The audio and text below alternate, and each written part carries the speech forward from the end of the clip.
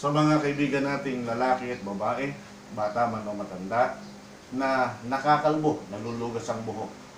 Hindi na po problema ngayon yan. May top 16 hair grower na po ng EJB Trading. Probado ng maraming gumamit ng produkto ito. Ano po kaibahan ng produkto ng top 16 sa ibang hair grower? Ang ating pong produkto ay natural na natural.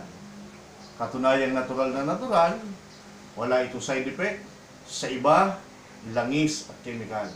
Paano tutubo uli buhok kung nakalbo? Kung ang ilalagay mo riyan langis. Kaya nga ayaw tumubo niyan dahil langis na naman. Pero ang hair grower ng top 16, alkaline base, ginagamit ito, ini-spray ito 3 to 4 times a day. Katunayang natural, kahit sa mukha, pwedeng i-spray. Pwede rin sa bibig. Hindi kaya ng iba yan. Sa ating kayang-kayan dahil natural.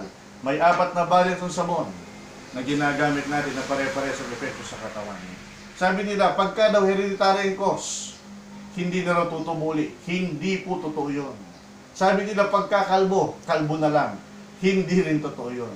May top 16 hair grower na. Subukan nyo, 90 days to see the difference. Ibabalik ang pera nyo kapag walang naging pagbabago pagkalipas ng 3 buwan. Top 16, subukan na.